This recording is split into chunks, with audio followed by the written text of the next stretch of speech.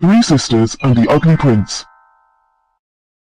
एक दफा का जिक्र है, एक घने जंगल के बीच एक गरीब लकड़हारा अपनी बीवी और 3 बेटियों के साथ रहता था।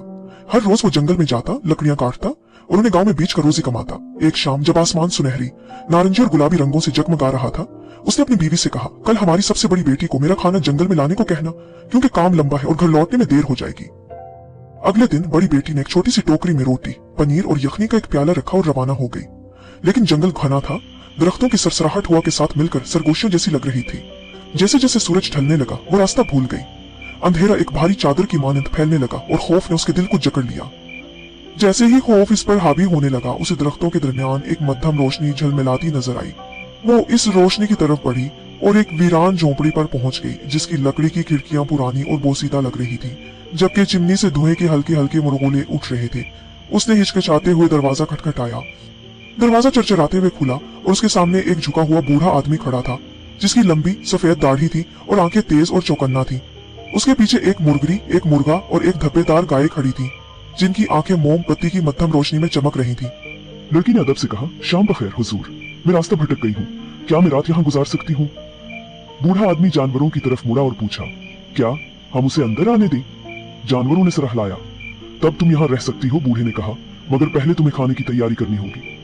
सबसे बड़ी बेटी ने मजेदार खाना बनाया और बूढ़े के सामने एक फांप उड़ाती हुई प्लेट रख दी, मगर जब वो खुद खाने बैठी तो उसने उन जानवरों को नजरअंदाज कर दिया जो भूखी नजरों से उसे देख रहे थे।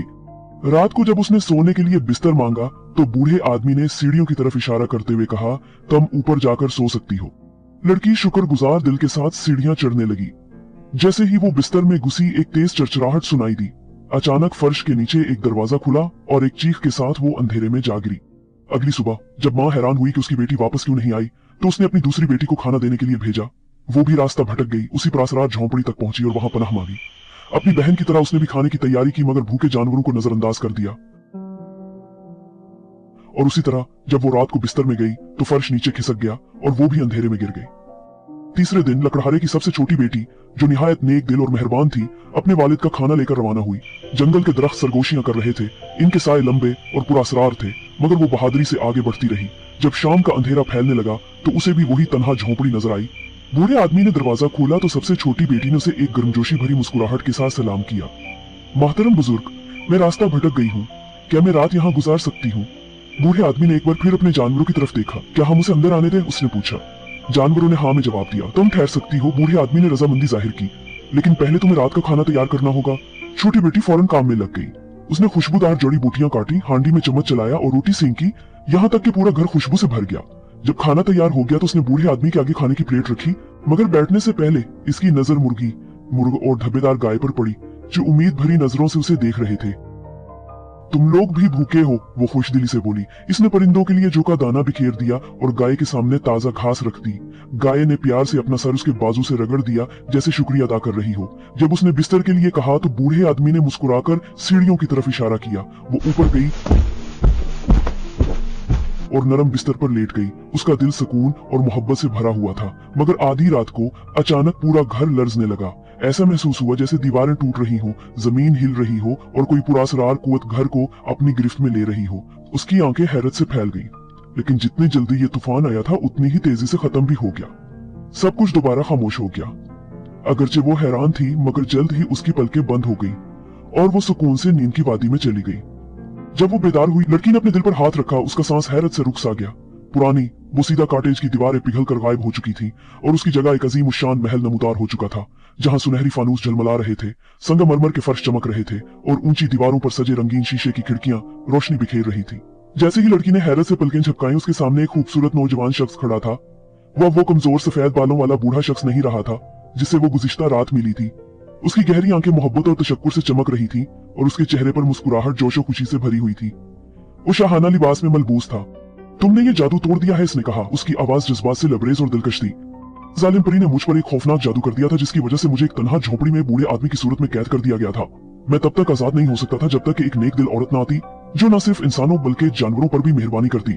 तुम्हारी रहमदिली और शफकत ने मुझे उस कैद से आजाद कर दिया। शहजादे ने 2 दरबारियों को बुलाया, जिनकी आंखों में खुशी और तशक्कुर झलक रहा था। वो दोनों मियां बीवी थे और बताया कि ये वो मुर्गी मुर्गा थे। खूबसूरत औरत के सुनहरी बाल लहरा रहे थे और वो सुनहरी लिबास में मलबूस थी। अवर आदमी ने पंखों वाली टोपी पहन रखी थी। फिर शहजादे ने अपने वजीर को बुलाया जो एक मेहरबान चेहरे वाला खिदमतगार था और बताया कि ये वही गाय है जिसको तुमने चारा दिया था। हम वो जादू के मारे जानवर थे जो एक मनहूस लानत के जेरे असर थे, मगर तुमने हम पर वो मेहरबानी की जो कोई और ना करता, इसीलिए हम दोबारा अपनी असल शक्ल में लूट आए हैं।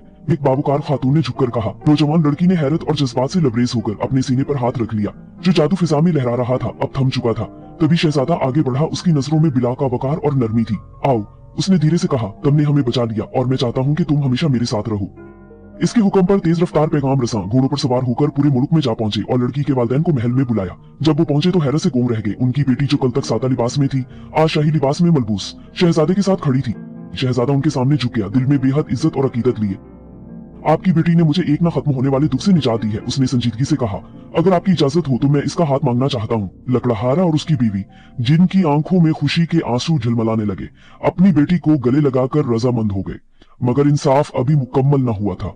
शहजादे ने अपने शाही मुहाफिजों की तरफ देखा और मजबूत लहजे में कहा, खुद गर्ज बहनों को वो सबक सिखाना होगा जो उन्होंने कभी न सीखा। चुनाचे बड़ी और दरमियानी बहनों को एक घने जंगल में भेज दिया गया जहां उन्हें कोयला की कान में लगा दिया गया। वहां वो इस वक्त तक सख्तियों में रहेंगी जब तक कि उनके दिलों में नरमी और आजिज़ी ना आ जाए, न सिर्फ इंसानों के लिए बल्कि हर जानदार के लिए।